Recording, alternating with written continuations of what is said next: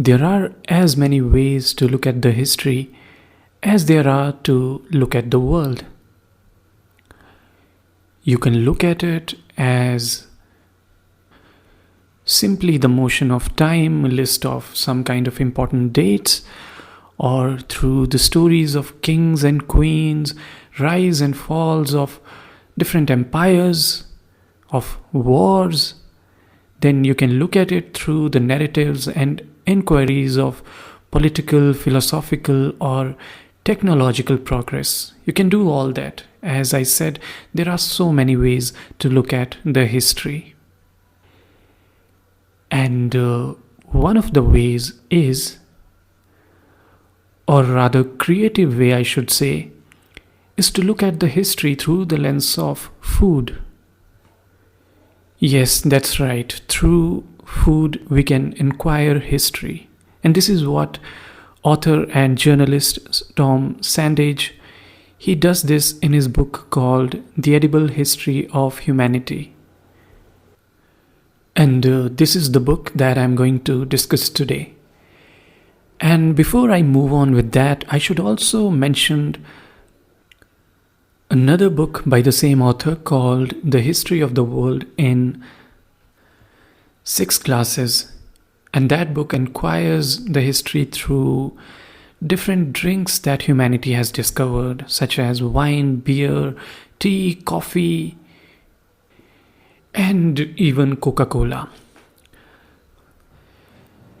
And that's for another day, I guess, but right now let's come back to this book, The Edible History of the Humanity, that is. And a story of food in this book really begins with the invention of farming. This invention took place around 7,000, 8,000, 9,000 BC, roughly around 10,000 years ago, depending on which places you're looking at. And if you think about it, that's a relatively short span in the history of humankind. And for most of the human history, we were hunters and gatherers. So it's like if you divide the human history in 1 hour, until about 5 minutes back, we were just hunters and gatherers for all 55 minutes. And it's in the last 5 minutes we've made this tremendous progress of civilizations and everything we see around us. Now, there are 2 ways to look at the agricultural revolution or the invention of farming.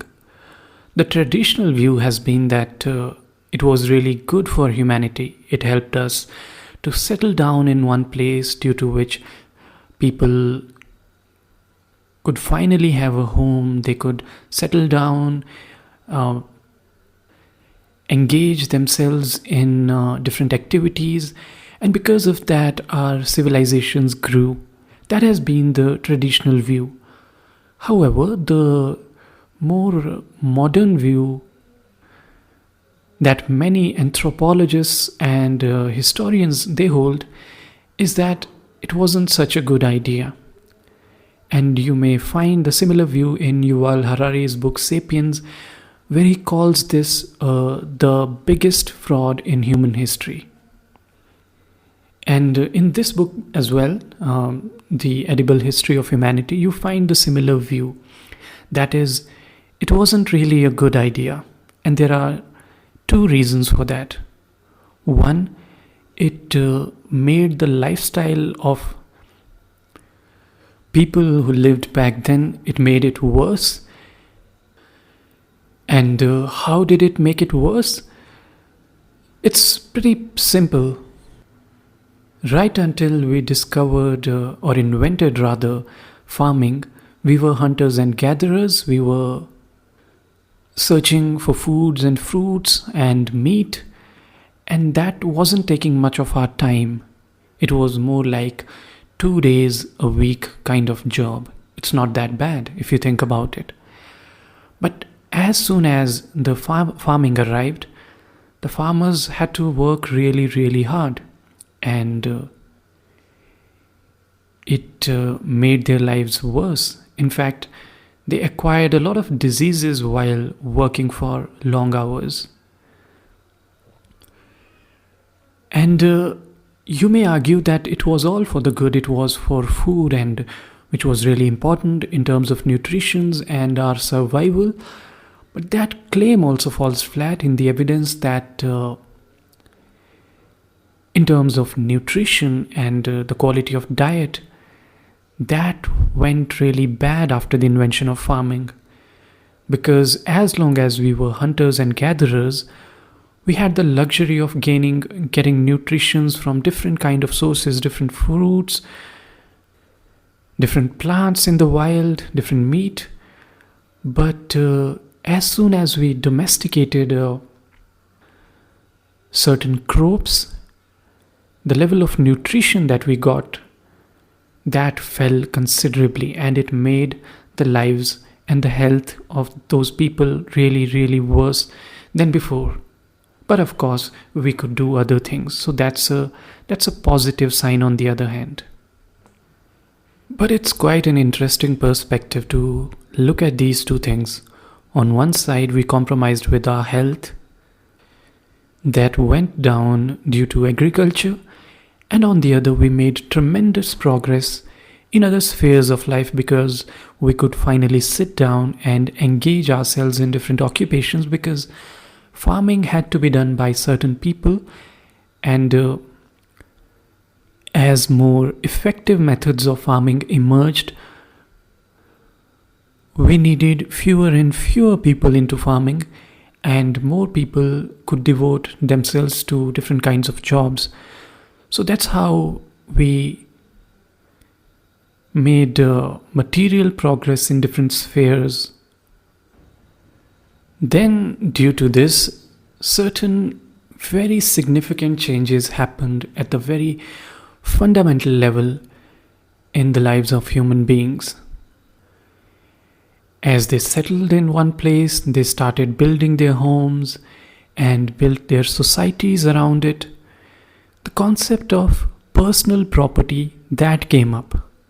Until now, when we were just hunters and gatherers, there was no such concept of personal property, because you were moving constantly from one place to another, leaving most of the things behind. You were just carrying certain tools, certain protective gear, etc.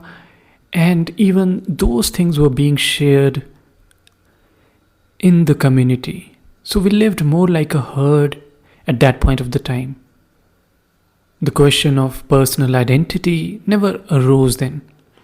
But thanks to agriculture, we could have now new properties, and they were our personal properties. And therefore the groups that were there, the tribes that were there, they started dividing themselves into smaller segments, such as families. So now you had different kinds of houses for different families. And there you see the rise of some kind of inequality. Because as it was happening, food or the crops at that point of time were playing the role of some kind of currency, a form of money. And it was inevitable that certain people were going to get more leverage in terms of food, and hence more power in the society than others. So that's how we get the concept of the big man in these ancient tribes. This man is some kind of leader in that tribe, whom people are gifting a lot of things, mostly food, and in return he's taking care of them and he's giving them more gifts. So quite interesting kind of social hierarchies emerged at that time.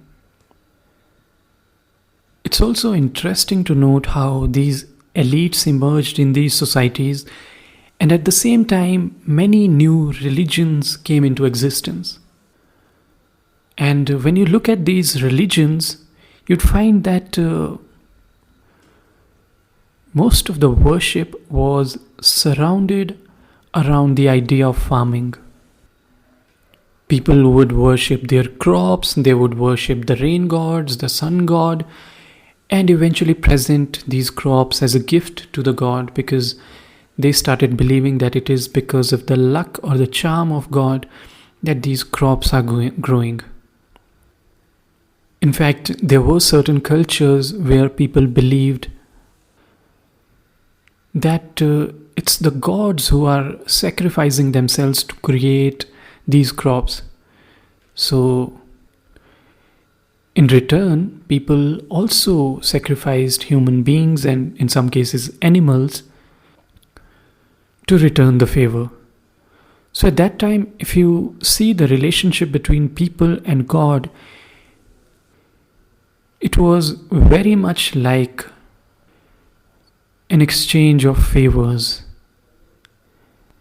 And the gods in these cases, in most of the cases, they were the local gods or deities who were looking after the crops.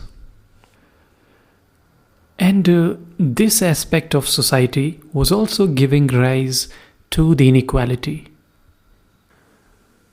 Because the concept of elites, as we know today, we think in terms of money or intellect, but at that time, the concept of elites was something to do with, it had something to do with gods as well. So it was believed that these elite people, they have some kind of connection with the god.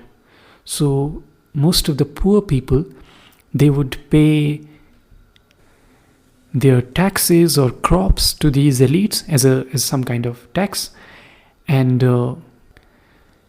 these elites would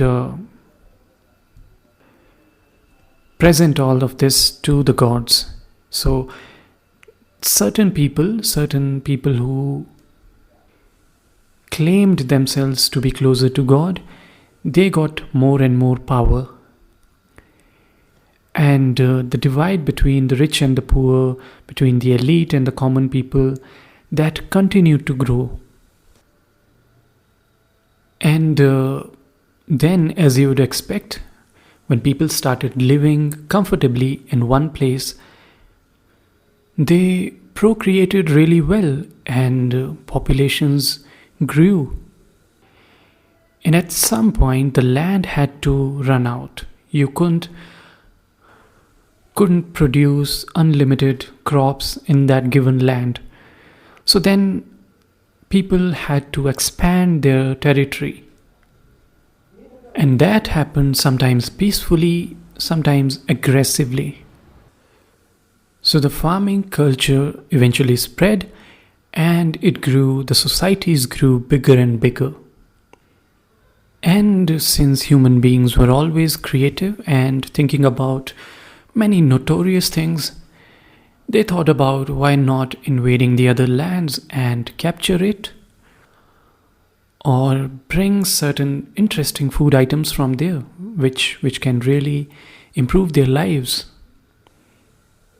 And that's how we enter into the era of colonialism. But we must point out that the trade of these food commodities, it had started much before colonialism. And colonialism, it only found some kind of shortcut to become rich and gain more and more resources in a short span of time. So, for example, the spices of India were being traded from India to Arab world and then into the Europe and other parts for centuries. It's also interesting, worth noting, that the traders in those times, as sometimes they do today also, they created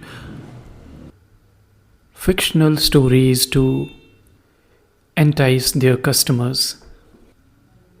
And one such account is mentioned by a 5th century Greek writer who tells about how cinnamon was being brought to India, being brought from India to the Arab world. And what story they were telling about cinnamon. So the Arabians would say that these dry sticks, cinnamon, they are brought to Arabia by large birds which carry them to their nests made of mud and on the mountain which no man can climb. And the method invented to get cinnamon sticks was this. People cut up the bodies of dead oxen into some very large joints, and then they leave them on the ground near the nests. Then they scatter and the birds fly down and carry off the meat to their nests. And since the meat is too heavy and the birds are too light, they cannot bear the weight and they fall to the ground. The men then come and pick up the cinnamon. And from there, these Arab men would export cinnamon to different countries. So you had all kinds of stories because these people, they wanted some kind of monopoly over their trade. But all this changed when Greeks found out around 1st century BC that Indians were bringing these spices to the Arab world, and they themselves started to trade with Indians directly. Now, to the modern ears, it may sound like a bit bizarre that spices had so much value. But remember, we are talking about the time when these spices were found only in certain parts of the world, much like gold or diamond. So they had a different kind of value. And they had a lot of social value as well. Since these commodities were rare and they came from the exotic lands of India or China, people associated a lot of value with these things. And eventually when the empires, the European empires in particular, when they found out the secrets and the secret paths to these places,